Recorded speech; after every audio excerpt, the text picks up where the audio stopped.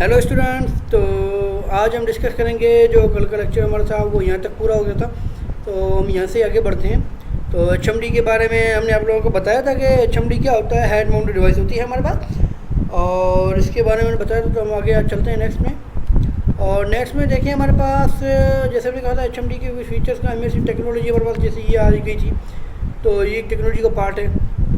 यहाँ पे देखिए multi screen projection of stereoscope images. आपने एक स्टेरियो कैमरा भी पढ़ा था, याद है, जिससे दो लेंसेज होते थे हमारे पास। तो इस तरीके से केव की तरह होता है ये स्टेरियोस्कोप इमेज। ये देखें केव की तरह। तो इसको जिस तरीके से हमें मल्टी स्क्रीन प्रोजेक्शन दिखा रहा होता है, अंदर यहाँ पे होंगे तो आप लोगों को ये दिखा रहा होगा कि इस तरफ से मतलब केव की तरह आप लोगों को चार अपने पीछे के अलावा आप लोगों को सबकी तरफ वो दिखा रहा होगा रियलिटी की। ये देखें यहाँ पे कुछ इस तरीके से, कुछ इस तरीके से। तो वो डिफरेंट चीज़ें आप लोगों को वो शो कर रहा होगा। ठीक है, तो ये इमर्सिव टेक्नोलॉजी का सारा जो वो कमाल है हमारे पास। ठीक है, तो इसके बाद हमारे पास इमर्सिव टेक्नोलॉजी के अंदर देखिए ये वाली चीज़ भी, single large stereoscopic display, projection based head tracked possible tracking of heads and arm. हमारे पास प्रोजेक्शन बेस्ड है, हेड ट्रैक्ड है, सर को भी ट्रैक कर सकता है, और जो आप लोगों की हैंड एंड आर्म की ट्रैकिंग भी करता है।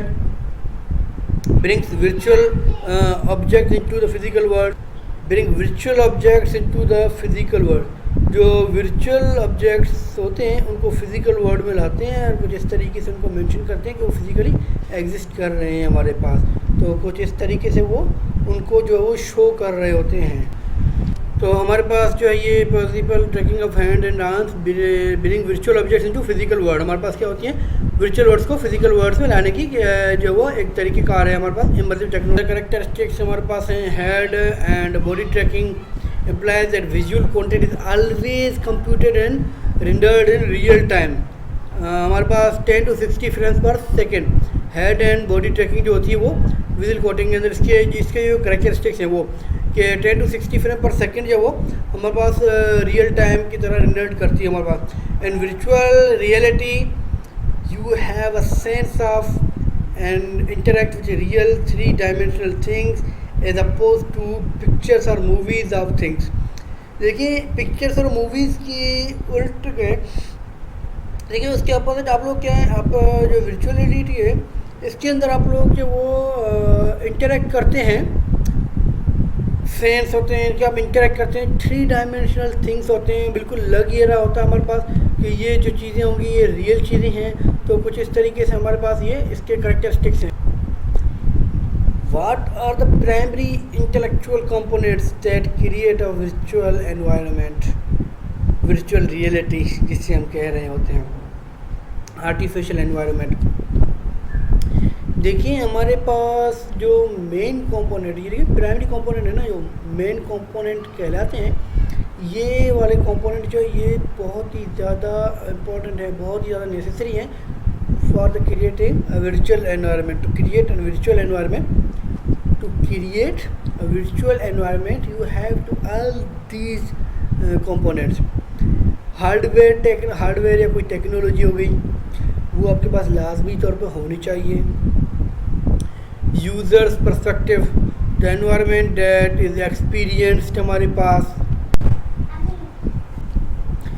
तो interaction techniques, do I interact with the environment.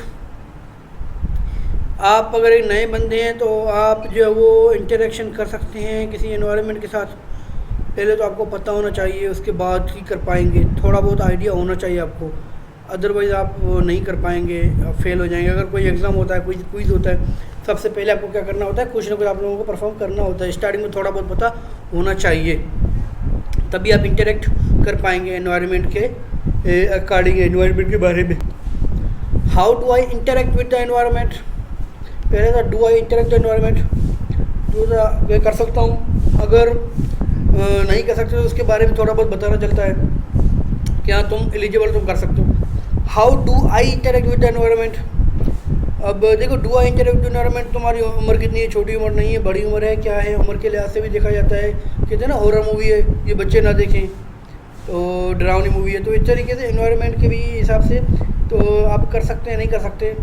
अगर कर सकते हैं तो हाउ, कैसे कर सकते हैं, do I interact with environment, आप लोग एनवायरनमेंट के साथ जो वो कैसे इंटरेक्ट कर सकते हैं, तो ये भी एक चीज़ है हमारे पास। इसके अलावा है not the same as what devices I use, कि सेम डिवाइसेस जो हमने यूज़ किए हैं वो सेम यूज़ होंगी, या इसके अलावा कुछ और डिवाइस जो है कोई न्यू डिवाइस है वो यूज़ होगी इस पर्टिकुलर एनवायरनमेंट के साथ जो अगर मैं इंटरेक्ट करना चाहता हूँ, तो इसके लिए मुझे कोई न्यू डिवाइस चाहिए होगी, या मेरे पास जो डिवाइसेस अवेलेबल हैं सेम डिवाइस अगर मैंने किसी एनवायरनमेंट के साथ जो है वो काम किया तो उसी जो सेम डिवाइस जो मेरे साथ काम आएगी या नहीं आएगी।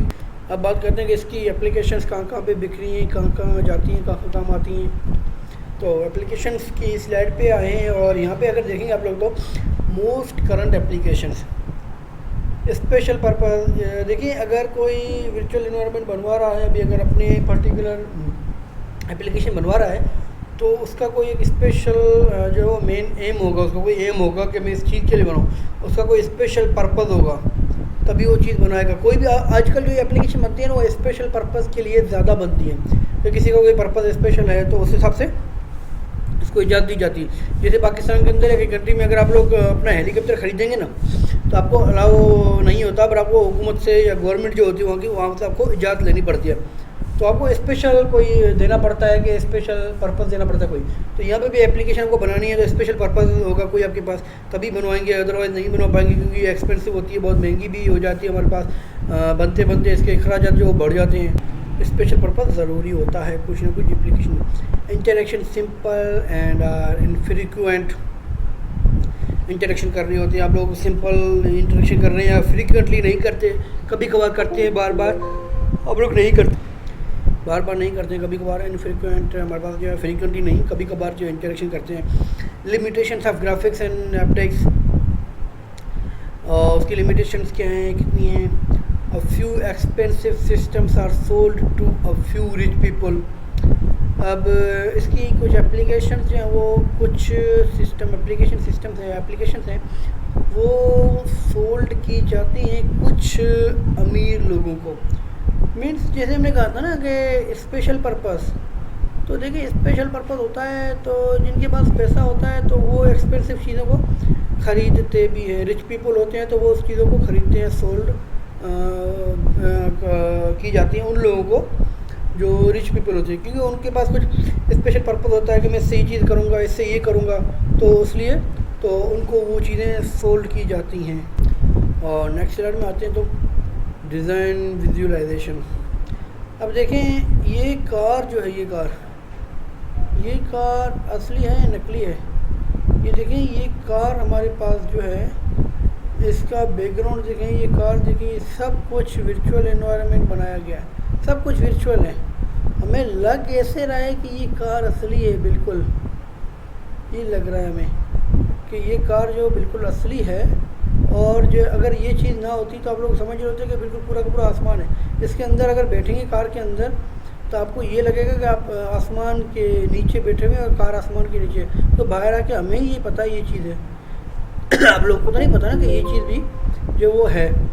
तो ये एक वर्चुअल एनवायरनमेंट डिज़ाइन विजुअलाइजेशन की हुई है, देखिए ज़रा। तो ये सब हमारे पास क्या है, ये वर्चुअल जो रियलिटी है हमारे पास सारी की सारी। तो ज़्यादातर इसमें नासा का भी बहुत ज़रूर होता है हमारे पास। और नेक्स्ट स्लाइड पे आएंगे तो आप लोग देखेंगे कि नासा जो आप लोगों ने सुना है यूएसए का इदारा है, फिलकात के हवाले से जो ऑपरेशन को यह करता रहता है और सूर्य हमारे पास बताते रहते हैं स्टार्स के बारे में, सन, अर्थ और जो भी प्लूटो, जुपिटर एटसेट्रा। तो जुपिटर पे जो डायमंड्स की बारिश होती है आप लोगों को पता है, तो ये भी नासा ने बताया कि जुपिटर पे बाकायदा से डायमंड्स आते हैं, जब बारिश होती है तो प्योर डायमंड गिरते हैं वहाँ पे, और वो इतना दूर है हमसे कि आप लोगों की वो सोच है कि पहुँच पाएंगे, बहुत बहुत बहुत दूर है। मीन्स ट्रिलियंस ऑफ किलोमीटर कह सकते हैं आप, हज़ारों मिलियंस भी नहीं, ट्रिलियंस ऑफ। और इसके बाद हमारे पास क्लिनिकल वर्चुअल रियलिटी, और इसको भी आप देख सकते हैं। Direct use of VR is a tool in the treatment और assessment of psychological and physical disorder. हमारे पास वर्चुअल रियलिटी जो वो क्लिनिक में भी काम आती है कि डॉक्टर्स वगैरह भी जो वो यूज़ करते हैं फिज़िकल डिसऑर्डर वगैरह, तो पेशेंट्स वगैरह आते हैं उनको उनका ट्रीटमेंट करने के लिए या असेसमेंट करने के लिए साइकोलॉजिकली या फिज़िकली जो डिसऑर्डर बंदे होते हैं, तो उनका जो ट्रीटमेंट वगैरह करना होता है, तो सब कुछ वो डॉक्टर्स वगैरह यूज़ भी करते हैं हमारे पास क्लिनिकल वर्चुअल रियलिटी को भी। तो आज का लेक्चर जो है यहाँ पर ही ख़त्म होता है। तो इसके रिगार्डिंग अगर आप लोगों को कोई क्वेश्चंस होंगे, कोई चीज़ें होंगी, तो हम वो डिस्कस कर लेंगे रूम पे। ठीक है सर, थैंक यू।